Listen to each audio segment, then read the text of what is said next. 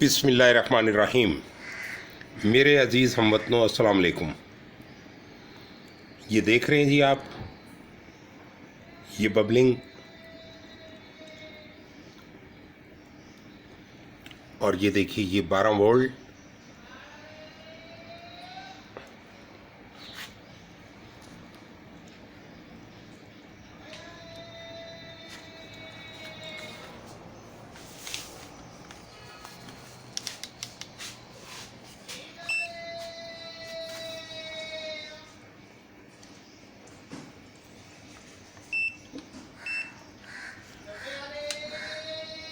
और ये देखिए जी लेस देन 3 एम्पेयर।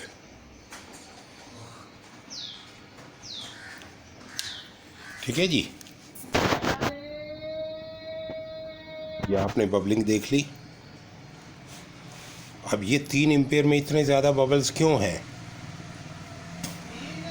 देखिए हमने क्या किया है, ये हमने दो फ्यूल सेवर को सीरीज़ में जोड़ा है। ये हमारा फ्यूल सेवर है, एक ये क्रिस्टल में और एक ये ब्लू में।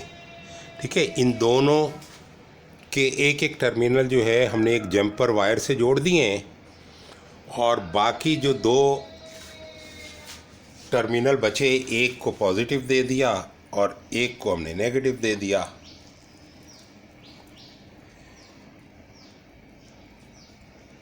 अब आप ये देखिए, इससे जो पैदावार हो रही है ये माशाल्लाह बहुत ज़्यादा अच्छी है, यानी 2.25 एम्पेयर 2.5 एम्पेयर में इससे ज़्यादा। अब हमने क्या किया है, इन दोनों की जो आउटपुट थी इसमें एक टी लगाई,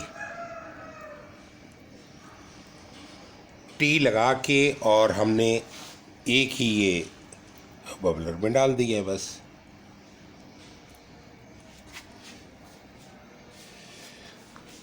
तो देख रहे हैं जी आप,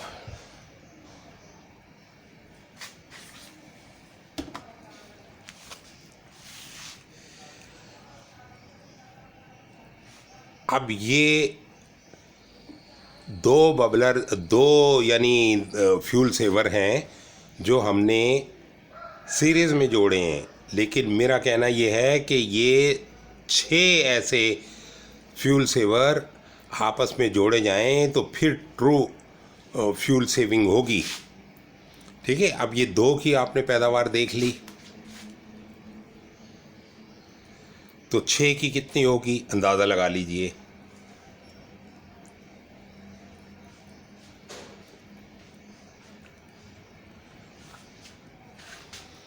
तो समझ में आई, this is what you really need if you want fuel saving. अभी तक हम क्या करते रहे हैं, हम ये HHO किट, एक ही HHO किट लगा देते हैं इंजन में, तो उससे इंजन के अंदर 100% फ्यूल की बर्निंग होती है, जिसकी वजह से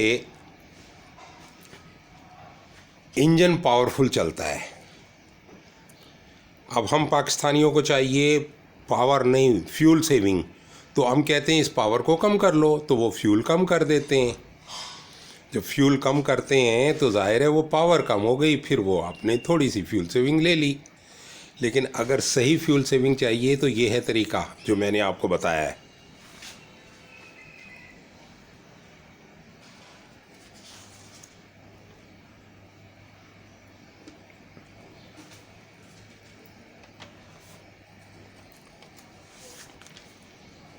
ठीक है जी,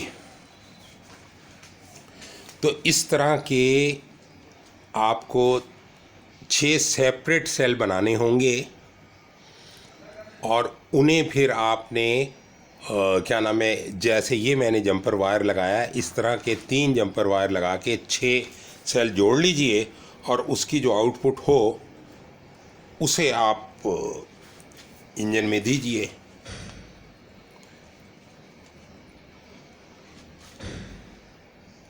अच्छा, बाज़े लोग ये सवाल करते हैं, वो ये कहते हैं कि जी वो हमने EFI गाड़ी में लगाई, कुछ फ़र्क ही नहीं पड़ा जी।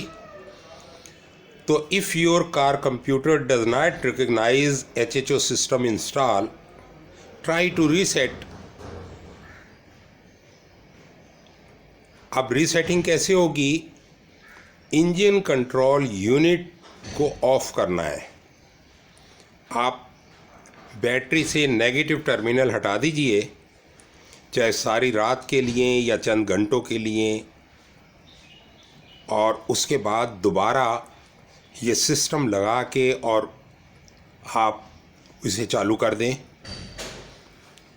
वो रीमैपिंग करेगा और साथ में वो इस चीज़ को भी मेंशन कर देगा कि जी HHO गैस भी जो है इसके साथ शामिल है, तो उसी हिसाब से फिर वो काम करेगा। यानी जब कंप्यूटर नई रीडिंग्स लेगा तो उसमें इस रीडिंग को भी शामिल कर लेगा कि इसमें HHO गैस भी शामिल है फ्यूल में।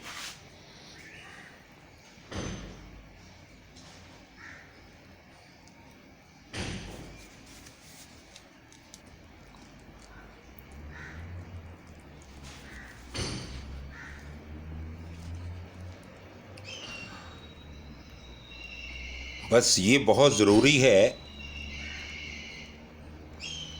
कि आपकी HHO डिवाइस जो है उस वक्त टर्न ऑन हो जब आपकी गाड़ी स्टार्ट हो।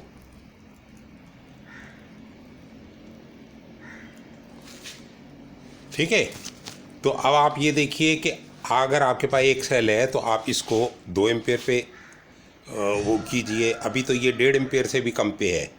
ठीक है, 1.5 3 पौने 3 एम्पेयर की ये प्रोडक्शन है। ठीक है जी।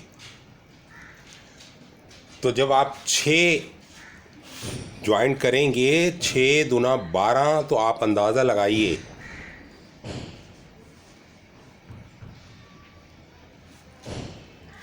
किस कदर गैस बनेगी। तो वो फ्यूल का बदल साबित होगी। ठीक है जी।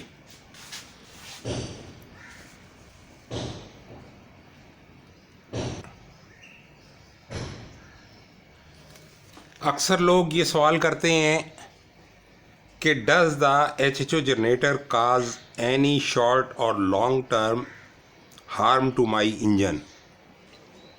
तो भाई अगर आपकी किट परफेक्टली बनी हुई है, आप जानते हो व्हाट इज़ HHO और व्हाट इज़ इट फॉर, तो ये आपके इंजन को किसी किस्म का शॉर्ट या लॉन्ग रन में कोई भी प्रॉब्लम काज नहीं करेगी। लेकिन अगर आपकी किट तो है 2 एम्पेयर की और आप उसे 6 एम्पेयर पे चलाओगे तो ये तो ज़्यादती है ना। तो फिर ये है कि आपकी बैटरी ड्रेन होगी। राइट, हर चीज़ को उसकी कैपेसिटी के अंदर रहते हुए यूज़ करना चाहिए।